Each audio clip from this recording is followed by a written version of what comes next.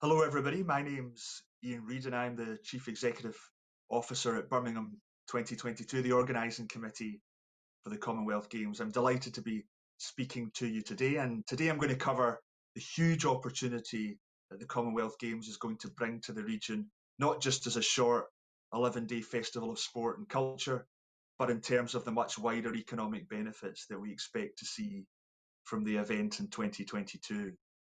So just as I start here, I thought it'd be useful to go over the sports that are coming to the Commonwealth Games and where they are going to take place, before then covering everything that we're hoping to achieve from a delivery and a legacy perspective from the Games. So we have 19 sports in our programme in Birmingham 2022. It's the most inclusive Commonwealth Games ever. So for the first time ever, we will actually have more medals for female athletes than we will for male athletes. We'll also have the largest para programme there has ever been in a Commonwealth Games. So unlike the Olympics, where there's a separate Olympics and Paralympics, the Commonwealth Games is a fully integrated event. So you'll buy a ticket for athletics, for example, and you'll watch an able-bodied race followed by a para race, fully integrated into a single programme. But as you can see in front of you, that programme has a huge array of incredibly exciting sports. Some of those traditional sports like athletics and aquatics that you always see in the major multi-sport events. Perhaps some of the more traditional Commonwealth sports. So rugby sevens is in there, netball's in there, squash, lawn bowls. Perhaps some of the most exciting stuff that's been in the Commonwealth Games in terms of really engaging a youth audience. We've added 3-on-3 basketball to the event for the first time ever, alongside wheelchair basketball. And that sport with beach volleyball will take place in a single urban hub. It will really be a festival of sport, dance, culture, a live site, and really bringing the Games into the city centre. And then the last one, just to highlight, again, an introduction into the Commonwealth Games is women's cricket. Obviously, an incredibly popular sport right across the Commonwealth. I'm sure will resonate with all the communities in the West Midlands and gives us the opportunity, of course, to use the iconic Edgbaston Stadium for that sport. So we'll have 8 Commonwealth countries competing in a fabulous women's cricket competition. So where's that sport taking place? Well, firstly, I should say right across the West Midlands. We'll have those city centre hubs, and you can see gymnastics taking place at the arena right in the city centre of Birmingham. As I said earlier, we're bringing 3-on-3 basketball and beach volleyball right into the city centre, converting the Smithfield site just next to the Bull Ring with a really iconic backdrop into this celebration of urban sport, dance and festivals right into that side. And we'll build that from scratch into an incredible temporary venue. Edgbaston, you can see there, we've mentioned the University of Birmingham, a big hub for sport in the Commonwealth Games, with hockey and squash taking place there. But then if we go further afield in Birmingham, a big hub in Solihull at the NEC site, and you can see the 5 sports listed there, and that's also a village site as well. But then out to the Black Country, we've got the Sandwell Aquatic Centre, that new build facility, alongside the cycling time trial starting and finishing at Wolverhampton and going right across the Black Country. Going to the other side of the region to Coventry and Warwickshire, a huge amount going on there as well in terms of the Coventry Stadium and arena hosting rugby sevens, judo and wrestling. Another village site taking place there. And lawn bowls down in Royal Leamington Spa, as well as the road race taking place right across Coventry and Warwickshire. And the final village, I should have mentioned, at the University of Birmingham as well. So as you can see, a real celebration right across the region, and up in the north of the region as well, mountain biking at Cannock Chase, with only a single sport out with the West Midlands being track cycling down in London. So in terms of that wider mission from the Games, what is it that we're trying to achieve for all this public investment in the Games in 2022? Well, we put this together actually in consultation with thousands of residents from right across the region and asked them the simple question of what they wanted from a Commonwealth Games in 2022. And it very much came back in response that it fell into these 5 vision pillars here. So it's all about bringing people together. We want the Games to make sure that it reaches out and accesses everyone in the region and gives everyone the opportunity to be involved. People telling us they wanted to make sure that it improved everyone's health and well-being where possible, not just about elite sport. but about legacy initiatives that last into the longer term there as well. Help the region to grow and succeed, and we all know how important that is as we sit here today. Being a big catalyst for change, all the infrastructure projects have to work for the longer term, not just for the games themselves. And then finally, and perhaps the most common response, people telling us this is a once in a generation opportunity where the world will be watching Birmingham and the West Midlands, and we want to make sure that it really does put us on the map. So I'm now going to spend a bit of time just walking through each of these and bringing them to life about how we are hopefully going to achieve all of that in our planning over the next 2 years or so, and bringing that to life during the event itself. So just talking through each of these in turn to try and bring some colour to that. So firstly, in terms of bringing people together, a huge opportunity for everyone in the West Midlands to get involved in these games. We will have, we think, in excess of 1.3 million tickets for sale, and that will be an accessible ticket programme. We will ensure that affordable a number of those tickets. There may even be programmes which reach out to those who can't afford to come to the games to make sure tickets are provided for free, but we'll make sure that everyone has the opportunity to come and watch some exciting sport. And so I'm sure the demand will be incredibly high. If you cannot access those sporting tickets, then we will also ensure there's a significant live site programme. So that's about bringing big celebration areas right into the city, but also beyond, and ensuring that there are live sites right across the region. They will be showing some of that elite sport, but there'll also be big celebration zones and cultural programmes on each of those sites. Then taking that theme back to the wider Games cultural programme, this is an even bigger opportunity perhaps in the sport. We talked about 1.3 million sporting tickets, but the cultural programme has a plan to engage with in excess of 2 million people. And that will be a programme associated with the Games that runs for 6 months. So probably starting in around March 2022 and running right through to September time. It will include a big grants programme and, yes, some major commissions from the incredible elite cultural institutions in the city and the region, right through to all of those local clubs who can do performances and engage in the local parks and streets right across the region. And then also we have the Queen's Baton Relay. So that's another huge engagement opportunity. It leaves Buckingham Palace probably around October 2021, travels all the way across the Commonwealth, and then finishes actually, and will spend a significant amount of time in the West Midlands. So going across all the major towns and cities in the region. That'll be an opportunity for all of those towns and cities to come out and celebrate it passing through, but also an opportunity for local champions to be nominated to be those Queen's Baton bearers and really walk and run through their towns and cities and be cheered on. In terms of improving health and well-being, there is obviously that physical legacy, and I'll come and talk about that a little bit later, but Sandwell Aquatic Centre, as I mentioned earlier, is a new build facility. We'll put in place significant legacy swimming and diving programmes here, and that will become not just the home of elite swimming and diving in the region, but also a real hub to train those future young athletes for both those sports.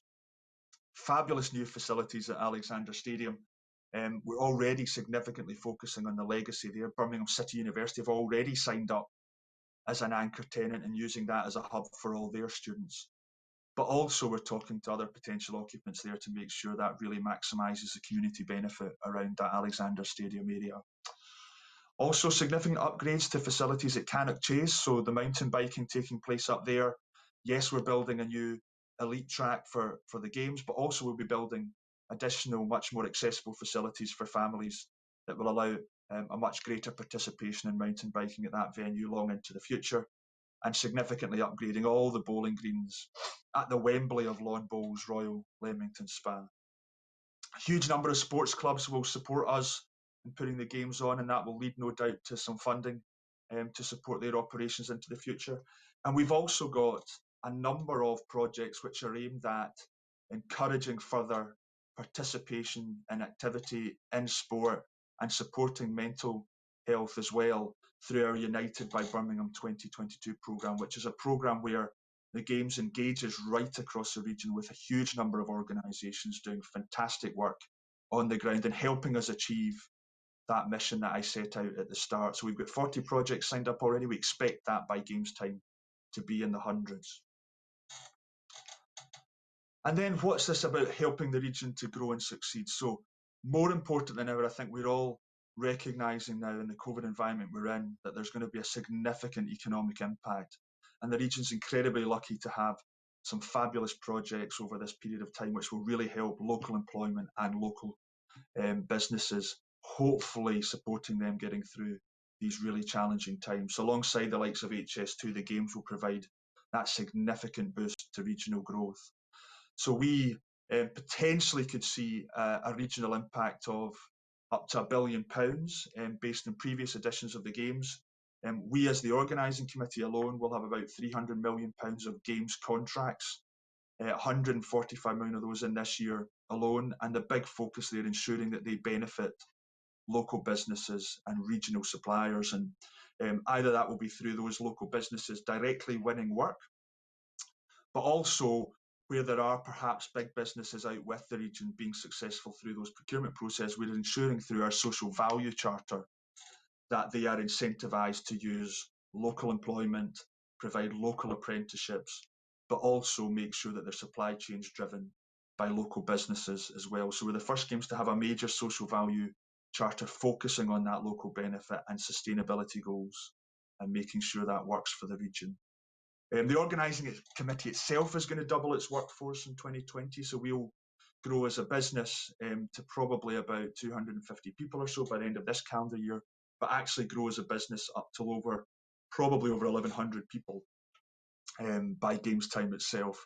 And we want to ensure that those 1,100 people are fully reflective of the region, and we try and make sure those opportunities are available to everyone right across the West Midlands. But that's only a fraction of the opportunities that are available. On top of that, we've got potentially up to 25,000 closer to Games time contractor roles. We've got 12,000 volunteers that are required to support the Games, and overall Games time workforce well in excess of 40,000 people. And we want to use something called the Jobs and Skills Academy to ensure those roles are available to a number of people who perhaps wouldn't traditionally apply for them or are in long-term unemployment or not in education at the moment. And that Jobs and Skills Academy will take them through an intensive training programme, will guarantee them or some of them roles at the end of that programme in the Games, and then support them in outplacement to try and take those opportunities forward to longer term employment. So that initiative has been led by the West Midlands Combined Authority, and we're working closely with them to make sure our opportunities are fully linked to that programme. And then in terms of previous Games, what has that told us about the economic benefit that could come to the region from the Commonwealth Games? Well, there was fully detailed legacy evaluations undertaken for the last two Commonwealth Games, and they concluded the following. If we go back to 2018, where the Games were held in the Gold Coast in Queensland, Australia, they concluded that the Games in the Gold Coast city alone was nearly £1 billion of economic benefit, and in the wider region, being Queensland, £1.3 billion of economic benefit. There is no reason those sort of figures cannot be replicated, if not even exceeded, in the West Midlands. And approximately 82% of Games-wide contracts worth £920 million were awarded to regional Queensland businesses.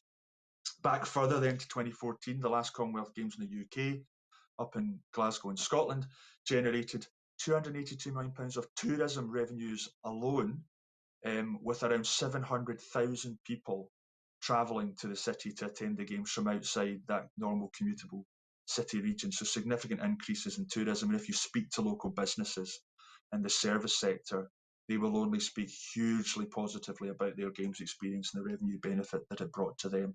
And again, we would fully expect that to be replicated here in the West Midlands. And then in terms of those infrastructure works that I've alluded to earlier, so two major sports venues. Firstly, Alexander Stadium, we're putting a new stand into Alexander Stadium, which will increase the legacy capacity from 12 to 18,000. And we will then increase that for Games time itself up to 30,000 people.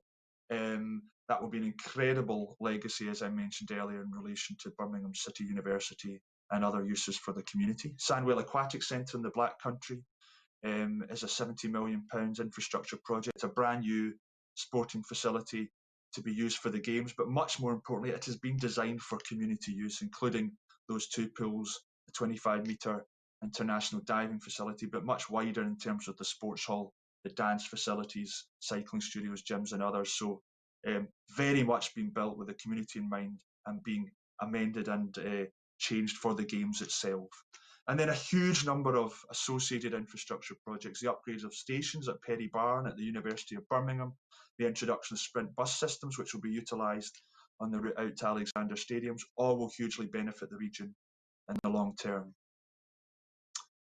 And then in terms of putting us on the map, so what does the Games bring in terms of a platform and a profile raising opportunity for the West Midlands? Well, it really is, I think, a once in a generation opportunity in which the eyes of the world will be focused on Birmingham and the West Midlands.